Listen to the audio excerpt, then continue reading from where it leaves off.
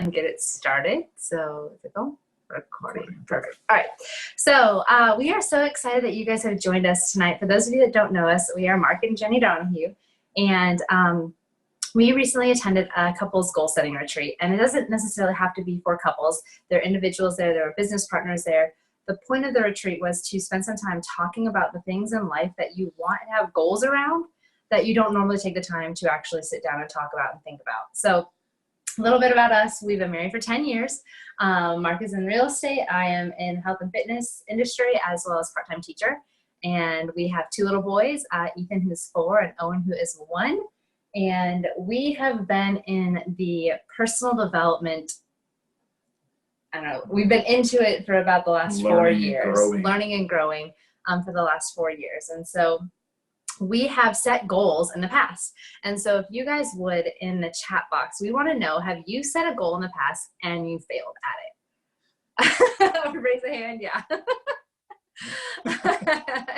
Sure. I feel like that's pretty much daily. Yeah, exactly. So good to know we're in good company here. We're all failures. But I wanted to talk a little bit about why we sometimes fail at our goals, and then why we don't necessarily move past that. So one of the things that we've done in the personal development world, and if you're a coach on my team or you're in real estate with Mark, they talk about this a lot, creating a vision board, a vision for your life. And so we did that about 2 years ago. We sat down and we like picked out all the images that we wanted for all the things we wanted for our life, and we glued them on this poster board and stuck up this poster board in our room. And looked at it every day. We had positive affirmations we would say around it. We stuck little notes around our house here and there because that vision was going to happen. But what ended up happening is majority of those things didn't come to pass. And so at this retreat, they kind of connected those vision boards to your dating relationship. So imagine most of you guys are in a relationship, or you've been in a relationship. You take the picture of the person that you want to date and you stick it up on your wall, right?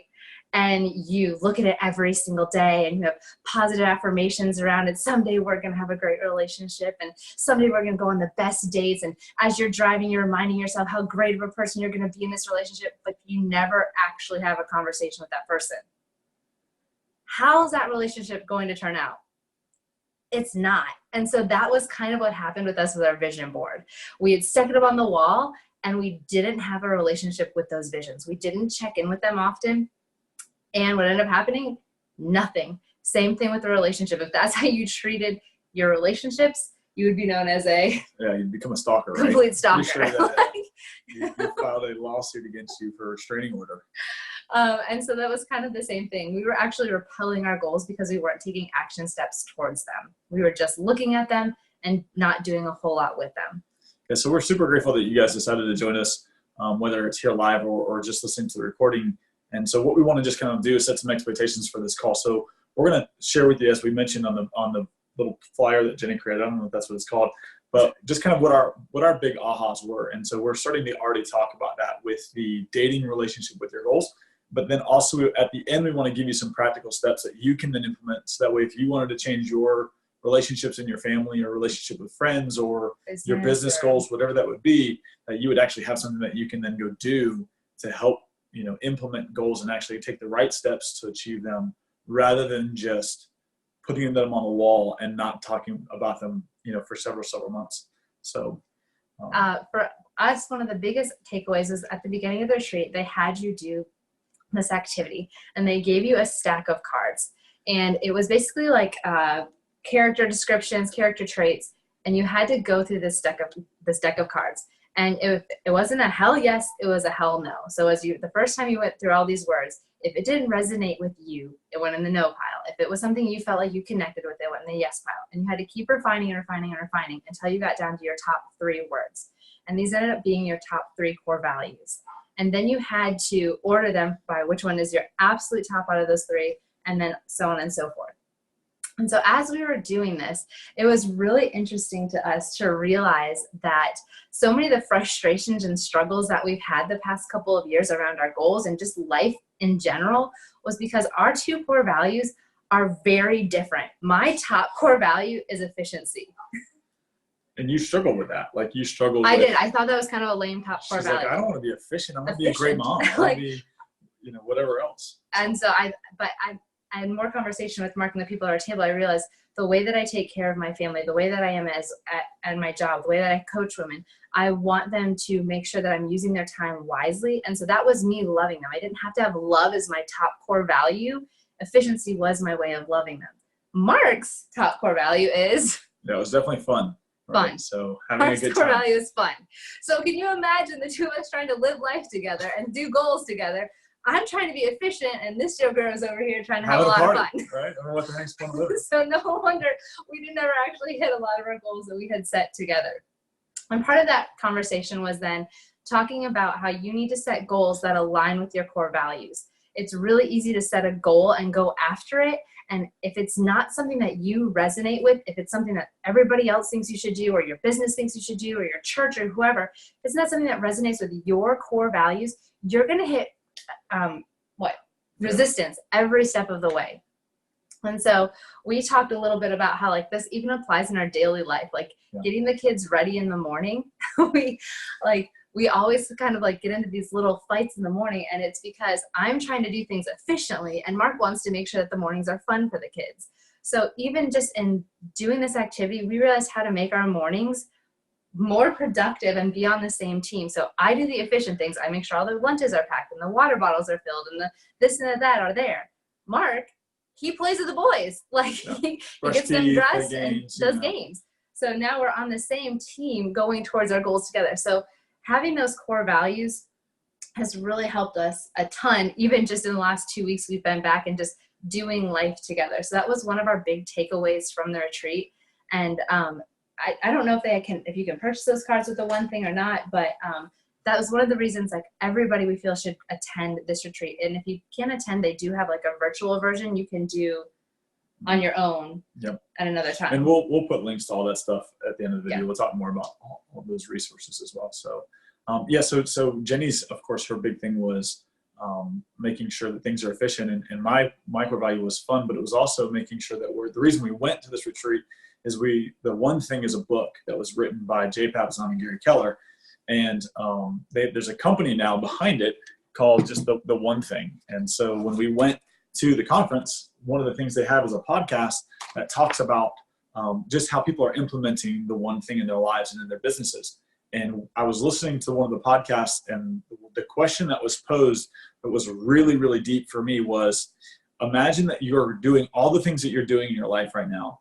And everything that we're doing, we're climbing that ladder of success. We want to get higher and higher in success, whatever that means for you. And Jeff, the host of the podcast, said, what happens if you get to the top of that ladder and you realize that the ladder is leaning against the wrong building?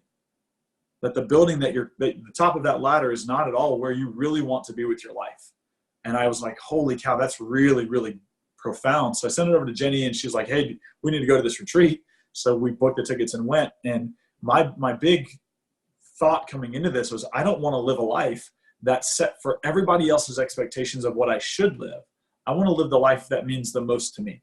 I want to live the life that means the most to my kids. And what Jeff, the actual author of the book, said was that if you want to accomplish extraordinary in your life, you must rest and recharge. You must do things that are fulfilling to you. Because if you're doing like Jenny said, you're doing activities and they're not giving you pleasure, they're not giving you passion, then you're going to hit resistance along the way. Or what's worse is you'll hit the top level of success and be completely miserable, right? You'll be the CEO of a company and just be absolutely miserable because you've cost your family or whatever else. And what we've learned, and if you're into personal development at all, we hear this example all the time, that when an airplane takes off from, let's say, from LA to New York, that it never flies straight. It's constantly course correcting, right? It's off a little bit, then it gets back on track, and it gets back off a little bit and gets back on track. And it makes these adjustments all the way through its flight. And the only time that it really needs to be directly online is as it's coming into a landing, as we're reaching that final destination.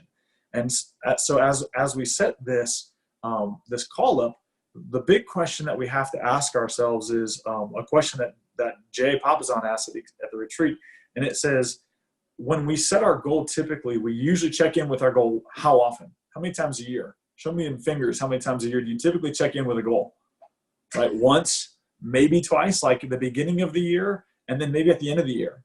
And Jay's question was, if we're moving forward and we're setting goals, at the end of next year, how do we know that we were successful? How do we know?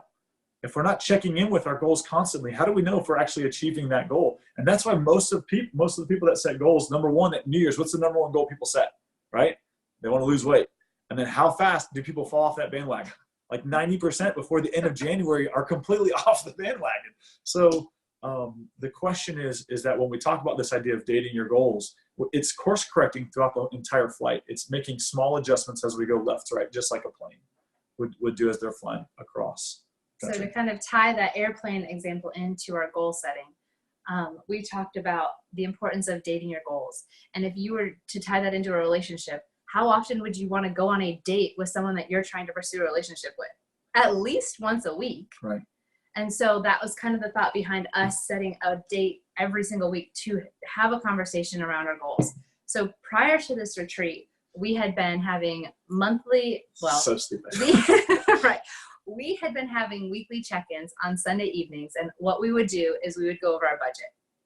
And not even really necessarily dream about what our money was going to do for us or how it's going to bless other people. It was basically like, here are the bills we paid, here's the bills that are coming up. And so we would end the weekend on a completely frustrated note and start the week on that completely frustrated note. That was the only goal that we regularly checked in on. And that is not a fun experience. Right. And so what ended up happening is I felt like those meetings were a waste of time. Mark didn't think they were any fun. And so we stopped having even those meetings. So we decided at the retreat that one of the things that they talk about in the book is that willpower is not on will call. And those are my coaches on my team. You guys know that we encourage women, our challengers, to work out first thing in the morning, because that's when life hasn't really happened yet. You don't have a whole lot of excuses when you first roll out of bed of why you can't get a workout in. So the same thing, we wanted to apply that to our goals. We're both already in the habit of waking up early to do our workouts, to do our quiet times. So we've decided Wednesday mornings are going to be our weekly connection, our weekly check-in with our goals. And so now, instead of waiting till the end of the quarter or the end of the year to see if we've reached our goals, we can do those little course corrections every single week with one another. And some weeks we're going to, have some really great, profound conversations around several goals. And then other weeks it's going to be around just one goal. And that's completely fine. You're not going to be able to do all the areas of life in one weekly check-in. But if you have it on your radar, you're going to be so much more likely to continue to take action steps towards that goal. Mm-hmm. Yeah, and sometimes just the conversation is just simply, hey, did we make any progress on this? No, not this week. Okay, great. High five. Let's move on. It's still on our radar and it's just on the priority right now. So it's super important then. So the way that we kind of set these goals is that you have to start with someday. Like, what do you want your life? Sorry. What do you want your life to look like someday? And for me, I wasn't a big dreamer before personal development. Even still, there's times where I struggle to imagine, like, go to your wildest dream and then magnify that even. So we want you guys to just take a minute. If you're comfortable sharing the chat with us, imagine life someday, super extraordinary level, your wealth, your relationships, how you are with your children, the people around you, your physical health. What would extraordinary look like? Maybe there's a number attached to that. Maybe there's a feeling attached to that. Maybe there's a location attached to that. What would extraordinary look like for you someday? I know we're only giving you like a minute to think about that, but just take a minute and imagine someday. Anything was possible. What would life look like for you?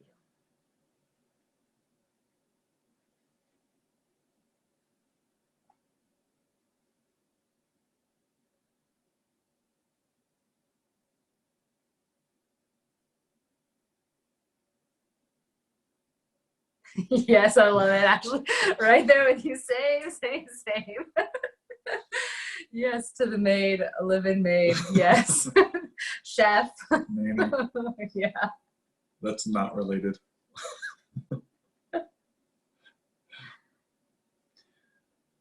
So one of the things that awesome. So still some more coming in there. Yes, beach house, Stacey. We're going to have a beach house. We'll have dance parties at our beach houses. Right. Yes. We'll do a race. Pool parties. Yes. Debt free, yes. Travel, I love that. Yes. Awesome. Good deal. Yeah, we're just answering the question, what do we want, right? What are the things that are giving us the fulfillment? And so a big aha for me in our business, we call ahas, things that we can put into practice right away. It's an idea that we can grab onto and implement in our lives right away. So for me, a big aha was that Jay and Jeff said that when we talk about the someday goal, and then what we're going to do is we're going to pull this backwards. We're going to work this into a 5-year goal, and then we're going to work this into a 3-year goal and a 1-year goal. But it's not exactly, hey, Crystal, it's not exactly what is the goal going to be in 5 years. The one word that changed this entire process for me was this idea of, they said, if this is the someday goal, right? This massive, massive goal is a someday goal, then where would I have to be in 5 years to feel like I'm on track to hit that someday goal? And that word feel like was very liberating for me, because I'm like, dude, I don't know like where my keys are or what I'm supposed to be doing tomorrow. How in the world am I supposed to plan out for 5 years? And it wasn't what's the plan for 5 years. It's what would make me feel like I'm on track to hit my someday goal. Where would I need to be in 5 years? And then the same thing for 3 years. If that's my 5-year goal or target, then where would I need to be in 3 years to feel like I'm on track to hit my 5-year goal? And what they said was that our 3-year, 5-year, and someday goals are really just for just to give us direction. They're results-oriented goals. They're not action-oriented goals. We're not going to take action on those immediately today, big, massive action. What we're going to do is we're going to pull these back to make sure we're just doing what following the purpose of a goal. And the purpose of a goal is very simple. You might want to write this down. Write this down. This was like, the purpose of a goal is to make sure that our behavior is appropriate in the moment. So the purpose of the goal is to make sure our behavior is appropriate in the moment. So if my goal is to lose weight and I'm looking at the Thanksgiving cheesecake, right, and my goal is to lose weight, then the goal keeps me appropriate in the moment. So as we talk about these 5-year someday goals, 3-year goals, these are our results-oriented goals, but our 1-year goal and our monthly goal and our weekly goals are actually going to be the actions we take to make sure we eventually hit those goals. Does that make sense? Everybody with me on that? Fantastic. So what we want to do is we just kind of want to walk you through an example of what is a situation that we did at one point in time. So if you guys are okay, I'm going to pull up a slideshow if I can do this. Oh, wait, I'm sorry. When we had set a goal. Oh, yeah. So sorry, I'm getting ahead of myself because I'm getting excited. So when we go back to our dream board that we talked about before, one of our goals was that we wanted to be able to give away $1 million before we were 40. And that's just to be able to donate that money away. And we put it on our board, right? We looked at it all the time. And we're actually, that was 2 years ago, and we've made zero progress towards that goal. I mean, zero. And we haven't tracked the amount of money that we've given, and our financial situation has actually gotten worse by not actually taking action steps than it was whenever we actually set the goal. And when we contrast this idea of just putting the goal out there into the universe, hoping that it's going to be done, and versus what this system actually is that we're going to show you tonight, that the one thing's already made for you and has lots of training videos on, how much progress we've already made. So, now we've come back and we said, hey, it would be really awesome to give $1 million before we're 40. That's 7 years away for me. What we want to do is, what would it look like if we could give $1 million every single year? If we could give away $1 million every single year, how cool would that be? And then what do we need to do to actually make that happen? And so as we talk about these someday goals to give away $1 million every single year, where would we need to be in 5 years to feel like we're on track for that? And then where would we need to be in 3 years to feel like we're on track to hit that 5-year goal? And then we can work this all the way backwards to something as simple as, am I doing this now? Then what do we need to do this year? And then what do we need to do this month to make sure we're on track to hit our annual goal? And then what do we need to do this week to make sure I'm on track to hit my monthly goal? And so for us, as we talk in our little Wednesday morning meetings, what we decided was the first thing that we need to do is just go open a bank account that's exclusively for wealth building, where we just put all the money that goes into that account is just to go buy real estate, because that's what we believe is the best process for us. So go buy rental properties. And then every bit of passive income or whatever we've decided what money's going to go into that account, and just let it build and use that account. But the very first domino, when we talk about lining up dominoes, remember when you were a kid, you used to line up dominoes and you knock them all down and go all the way through? in the book, the one thing they talk about knocking down the lead domino and how it can have a massive impact on knocking down something larger and larger and larger than itself. So what we decided was, if we can just open up a bank account, right, this week, just open up a bank account, that we can then next week start to put some money in that bank account. And it might be a little bit, but it's more progress than what we've made in 2 years on our other goal. And then this is a really big thing that Jay said, is that when we knock down the very first domino in the line of several dominoes that it may take to hit our big goal, once we knock down the first domino, we have a little bit more clarity on what do I need to do next. And then once we knock down the next domino, it'll be a little bit more clarity. And so for us, next year, our goal is to buy 4 rental properties. So there's going to be a time where we open the bank account, we put some money in, and then there's going to be this time where we don't really do anything, but we're just stashing cash. And so it's not a priority right there. We don't need to spend a bunch of time on it. It's just on our radar. Does that make sense? We talked about that earlier, how we're doing those course corrections throughout this process. So I think I went a little bit over on some stuff there. Good. So in a business example, let me think of a business example. What was the business example we did? It was something for your business. Oh, I think so. Like for me, where this gave me a lot of clarity is, as I was doing my core value exercise that we spoke about earlier, I heard, we're on a very large real estate team here in our area, and I heard all of the core values of different members of our team, or the core values that our team has as a whole. And I had to realize that the team core values are fantastic, and my church's core values are fantastic, and even the things that I think Jenny wants me to be is fantastic. But I have to listen to my own individual core values. And I have to then make sure that I'm putting the ladder on the right wall to climb. And so this past year, I set a really massive goal in my business. I wanted to help 80 families buy and sell real estate in 1 year. And that was a massive, massive goal. But what I really found is that my second core value is actually I want to make a big impact in people's lives. And I love to teach. And so by doing finding these core values and realizing what's really important to me, I know that next year in 2020, I don't need to try to sell 80 homes. I need to sell enough homes to fund my life, and then start another business that deals with teaching, because I can have a lot bigger impact on people's lives by teaching and sharing and coaching than I can by selling real estate. And so it's giving me the freedom to pull back some of my real estate business and focus in and make sure I'm doing the activities that I want for my life to give me that fulfillment, because I do want to have an incredible life, a massive accomplishment. So I need to make sure I'm having fulfillment in my goals. That was a business example. Yeah. So for those of you that are coaches with me, it's kind of the same thing we've talked about in the past. Like, you can go for the big rank, but if the rank doesn't fulfill you, or it doesn't meet the needs of your family, it doesn't serve you in the long run. So that's, as we're going to set goals for 2020, make sure whatever goal you're setting aligns with your core value. It gives you fulfillment along the way, and it's not costing you your life to reach that goal. Mm-hmm. So what we're going to do now is we're going to give you guys some actual practical examples of how you could apply this tool that Mark's going to talk about to real life. So one thing that I've talked a lot about with clients as the holidays are coming is that cash is tight. And most of the people I know do Christmas on credit.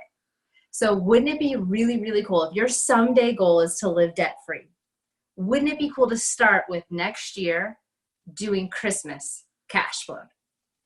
That's someday, and then working it back to start with a small goal. Yeah, we joke about the Dave Ramsey example. If you've ever gone through Financial Peace University, he's like, imagine you're sitting there at Thanksgiving time and you finish dinner and you lean back and you go, oh no, they moved Christmas again. It's in 28 days, right? And you're freaking out because you didn't plan on budgeting for Christmas. So a lot of people absolutely want this goal. And as we walk into this activity, please understand, I've been dabbling with these tools for a few months now in my business. It's brand new to Jenny.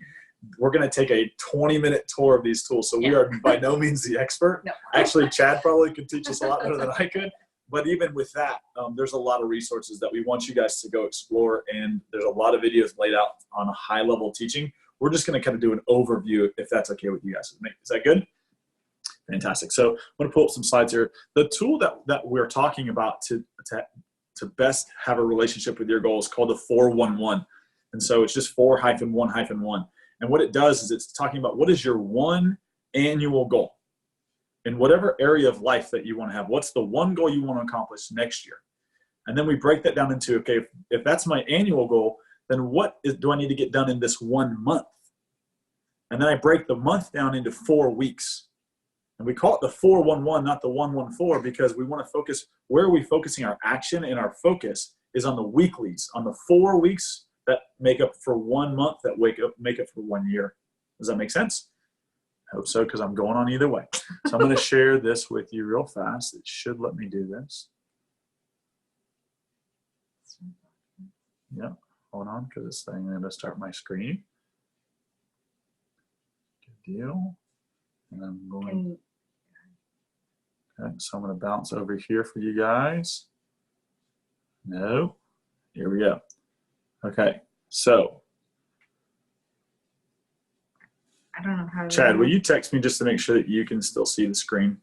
Because it's not letting me know that I have the screen that you guys can see. You should see the 411 right now.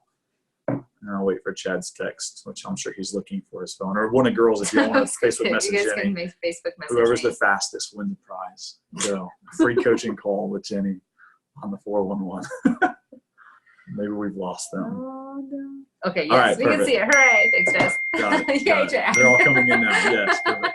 All right. So this is what the 411 looks like, and there's a couple different versions of the 411 here, but basically what you can see is at the very top it talks about what are the annual goal or the annual goals that you would have in personal life or business life. Breaks it down into monthlies, and then your weeks at the bottom. So if we're going to fill this out, and let's say the goal for next year is that we want to cash flow Christmas in 2020. So right now it's Christmas 2019, but the goal next year is to pay for Christmas using cash only.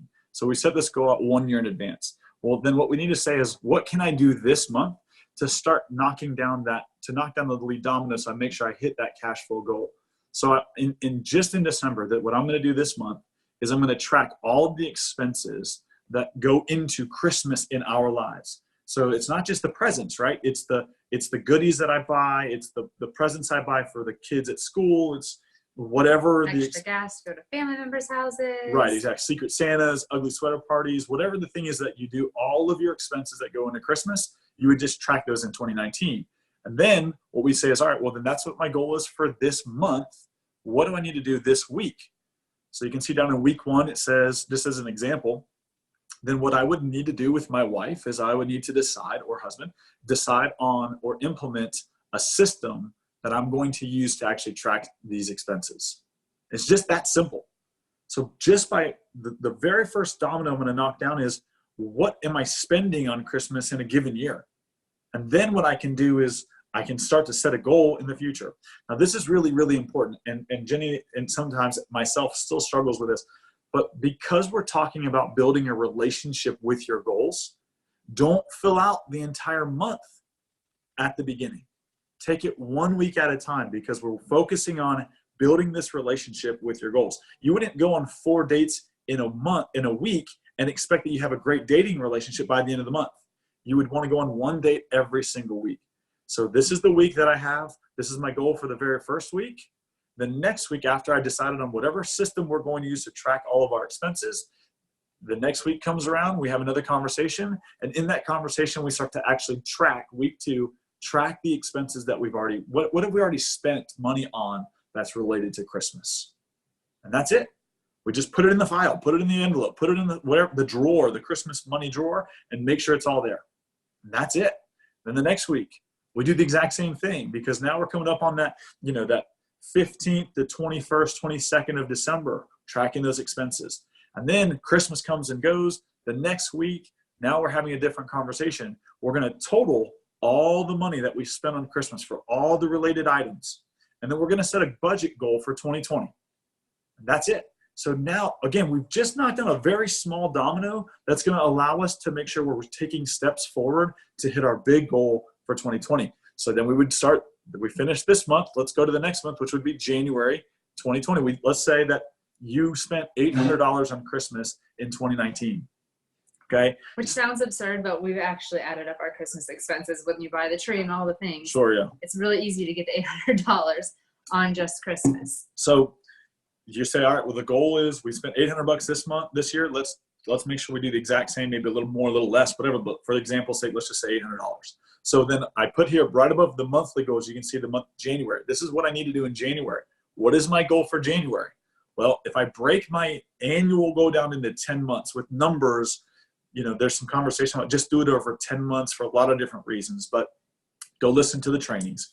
If we break. Well, and to, for example, for this example, you don't want to have 12 months because you're going to need to have that money by the 12th month. So we went with 10 months. You have all of your money set, ready to go by October. Right. So just divide it by 10. So then if I'm going to get $800, 800 divided by 10 is $80 a month, right? That's the goal. So then I look and say, all right, well, I'm having this conversation the next week. In week 1 of January, what am I going to do?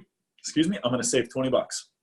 So then as we are having our weekly check-in with our goals and with one another, we can say, okay, where can we get those $20 from? Okay, let's not go to Starbucks twice this week. Let's, not go to the extra, concession stand at our son's baseball game. Or it's a thing of, okay, maybe we can't cut any expenses because we've been there before too. Yeah. All the expenses have been cut. So what can we do to earn an extra $20 this week? Right. Yeah. Can I pick up an extra shift? Can I go rake some leaves? Whatever the situation was, work an extra hour at work, overtime, whatever.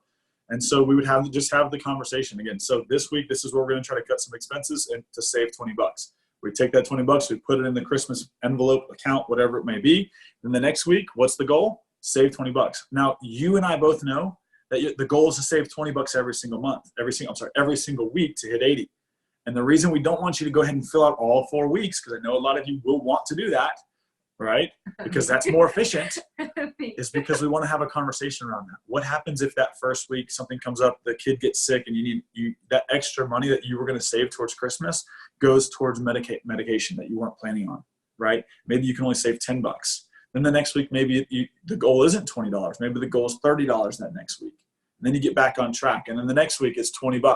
So because we're having a relationship with this goal, there's going to be times that we have to give and take a little bit, and we can make those course adjustments that we talked about earlier. And for us, as far as goal setting goes, this is huge for me because it'll be nice to not feel like I'm having to say, no, we can't spend the money. No, we can't spend the money. It's a conversation every single week. Here's what our money is going to do for us. Not you can't spend it or I can't spend it. We've decided this is what's important for us, a goal that's important to us together. Mm-hmm. And now we're working towards something at the same time instead of constantly having this friction of we can't have any fun, we don't do any of this. We set this goal and we're gonna crush it so we can cash flow Christmas in 2020 and enjoy Christmas and not dread when January gets around because we have all those credit card bills that roll in. Right. And going back to the purpose of the goal, right? The purpose of the goal is to what? Be appropriate in the moment. Be appropriate in the moment. So the times where it's like, I don't really want to cut anything and I want to go spend some extra money on hunting stuff, whatever. At the top of the paper is the goal. That keeps me appropriate. And it allows me to go back and say, man, how nice will it be when we're able to cash flow Christmas and not be just frustrated by our bills at the end of the month, to actually enjoy Christmas when our kids are opening the gifts and not have the burden of extra credit card debt. So again, by the end of the week, that's what your budget, end of the month, that's what your budget would look like. And you can just go back through and say, did I hit the goal this week? Did I miss the goal this week? And just have a conversation around it. And there's that. So now we even talked about, real quick before you go on, even saying, okay, we know that Christmas is coming. So is there something our son is interested in? Can we be watching for sales throughout the year? Don't have to wait until December for all of those things. Or we know for us, we have our family, gift exchange. I don't have to wait till December to buy the, gender neutral, cool Christmas gift. So just even having conversations like that, oh, they're having a really big sale this week at Kohl's. I'm going to go ahead and buy that fluffy blanket for the family thing way in December, even though it's February right now. It's, again, just having that relationship around your goals and having those conversations is going to put you at such a better place than if you set it on the wall in January and check in December. Exactly. So what Jenny wanted to do is she wanted to walk you through what an actual 411 goal would look like for her in her life. So this is the kind of what we're talking about. Again, you see the high level picture of the 411 there. And I apologize. I tried to zoom this in and I couldn't get it to zoom in a whole lot. But if you'd like, I will send you. You can share the slides. I'll share the slide, or I'll just send you her actual 411 that we made up. So I'll let you walk them through what your goals are and how you do this. So several of you guys on the call are health and fitness coaches on our team. And we have women and men that we work with, and they typically have a weight loss goal. And so this, for me, is going to be a huge asset to share with my clients moving forward. because so often if the scale doesn't move right away, they give up. Mm-hmm. And this past year, that's been a struggle for me. And so this was really cool to see. I had to reevaluate my goal this year. Did I want to continue my breastfeeding journey, or did I want to hit that weight loss goal? For me, I had to reevaluate it. It was to continue our breastfeeding journey to at least a year.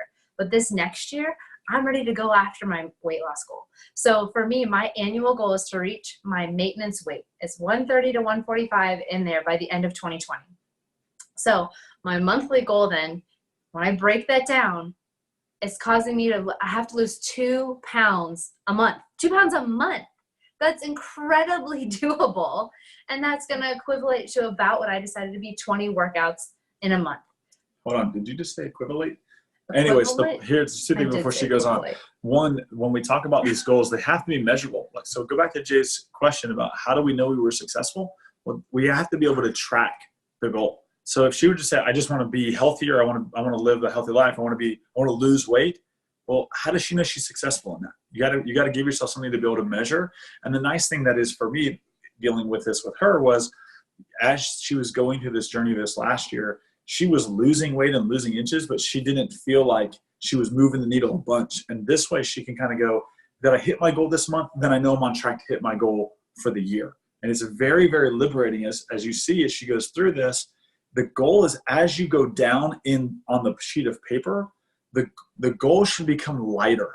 It should become something that you're like, oh, that's all I have to do. It almost feels like you're cheating because it's so simple. And what Gary says in a different book that he wrote is that, Gary Keller, is that the enemy of execution, you might want to write this one down too, the enemy of execution is complexity. So if something is very complex, it has a lot of moving parts, you're probably not going to do it, right? That's, I think, the beauty of Beachbody is that if you want to lose weight, you just push freaking play. Like, you don't have to go to the gym. It takes away all the excuses, and it's not complex. So the enemy of execution is complexity. So as we move through this, it should get very easy. You'll see that. So then my first week, I just need to pick a program, and I need to do 5 workouts of that program. Week 2, I'm going to continue to do the 5 workouts, and this week I'm going to add in meal prep. I'm just going to continue to do that again in week 3. And then in week 3, I might realize, 5 workouts with the kids and the work and the this and the that isn't realistic. So I may reevaluate and move that to 4 workouts a week. Or I realize I can bump it up to 6 workouts. The nice part is I'm checking it every single week and doing those small course corrections. So I'm not getting to the end of the month and realizing, oh, I only did, 10 workouts because I wasn't tracking it along the way.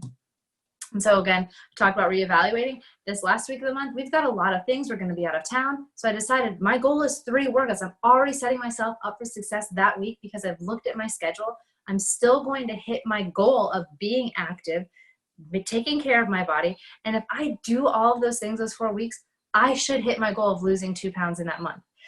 Can you guys imagine sharing this with your challengers and showing them how easy it is to hit their goals, to take that big someday thing and break it down into what can I do in this moment to make sure I'm on track for my someday goal? This should be your last slide there. Yeah. So I'm going to bounce back over so we can see you guys. And I'll stop the share. Perfect. So. I think that was. Yeah. Pretty much all. So again, one of the things that we'll make sure we do for you guys is we'll share the link with you for where you can find a version of the 411 that you can use, as well as all the training videos. There's several of them, and there's a podcast you can listen to and just obviously continue to get better. When I started using this, man, it was Chad, probably 11, 12 months ago. It looked very different than what it looks like today. And that's okay because we're continuing to make course adjustments. So give yourself some grace as you go through this, as you start to get used to it. Don't overwhelm yourself. Just allow yourself to just embrace it, give yourself some clarity, and then focus on the actions you need to be taking just that week. And it should feel like you're cheating. It should be so simple. You're like, oh my God, I'm an idiot if I don't hit the stupid goal. Yeah.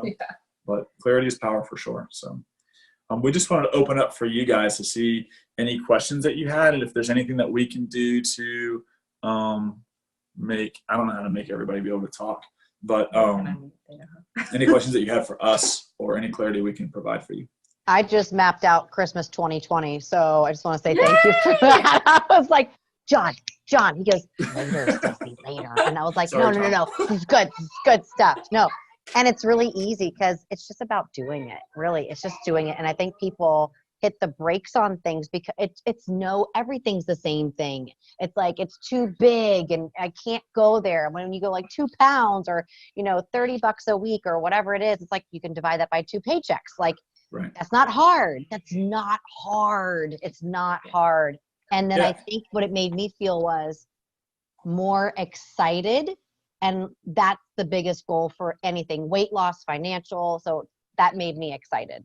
And I need that. And you can do the same thing in your business, right? So I want to hit a certain rank. And so how many coaches do I need to bring into my business? And then how many people do I need to talk to just this week? Yeah. And so your weekly goal is I need to talk to 50 coaches and make 50 invites or whatever your matrices are, your key performance indicators that you need to hit.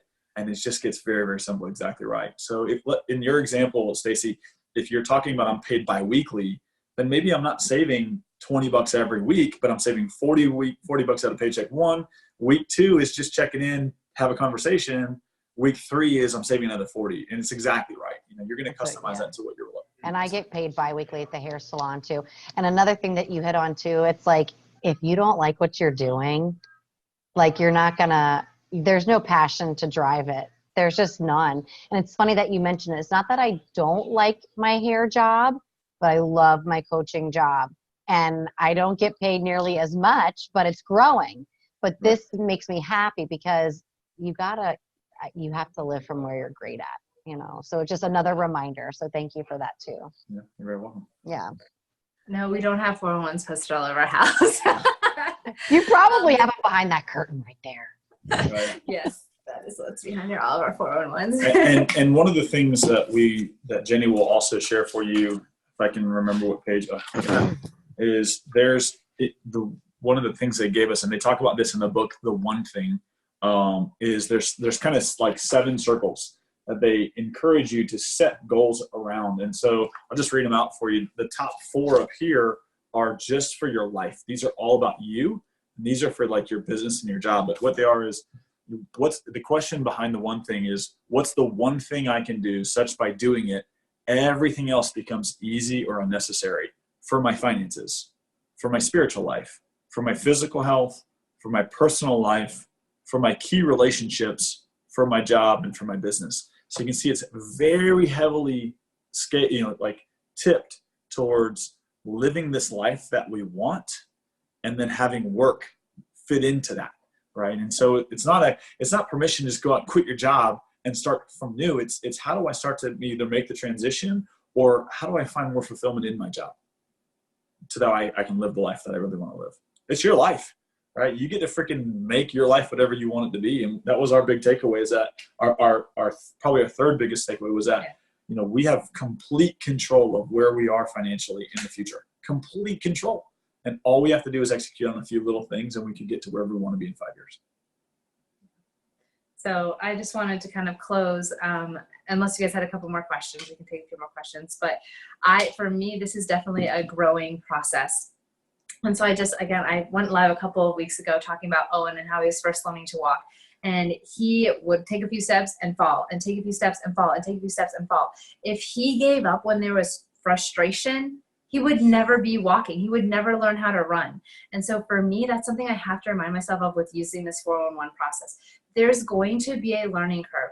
And I have to just get back up and try it again, and have to get back up and try it again. Because I do want to be able to have that life where I'm running and not just be stuck and stop because it was hard. And when they talk about like when a rocket takes off, the time that it experiences the most tension is at takeoff. And so they said it uses 80% of its fuel in the first 10 minutes of flight. So they said, as you're setting goals around this, and there's going to be some frustrating conversations, or some weeks you're like, oh, we didn't do anything. It's okay. High five yourself, because just being on your radar is making progress. So just want to encourage you guys that as you start to implement this tool, reach out to us, check in with the One Thing community, and know that it's a growing process. You just having a conversation around your goals often is huge growth from where you've been in the past. So, and then the last thing that we wanted to extend to you guys is, while we were there, they said, hey, listen, we understand that like referrals are the best way to grow our businesses. And so if you guys are interested as you get into this, hopefully as you get into this process and you want to go to the One Thing retreat next year, which is going to be in November, they offered us a discount code to anybody that we want to give it to. We get zero benefit if you go or not. It makes no difference to us. It would just be really fun if we all went together. Yeah, for sure. I'm going to encourage our entire team to go, just because, I mean, even from a business perspective, it's not just for couples, right? There's several individuals there. There were several business owners, business partnerships that were there. But it's a fantastic weekend to get away and really get some clarity on what you want for your life. And then to check in with how you're doing and make sure that's still important to you. Because that's another big thing is what my annual goal might be right now. In 6 or 8 months, it might not be that big of a priority for me. And I'm just going to change. I can change that. That's okay. It's your life. So, any other questions for us? You guys were awesome. Thank you for coming and joining us tonight. Was it worth your time? Oh, this was awesome. You guys are good. I love it. Thank you. I love it. All right. Well, thank you guys so much for coming. I will be sharing the link to the recording with my girls on our team page, and I'll post it in the event as well. And then in the event page, we will share where you can find all the resources. So the videos on the One Thing, the link for It'll the basically discount be a link code. to the onething.com. This is what it'll be. So. So if you have any questions, feel free to reach out to either one of us. I hope you guys have a really fantastic night. Great job, guys. Thanks. Thank you, buddy.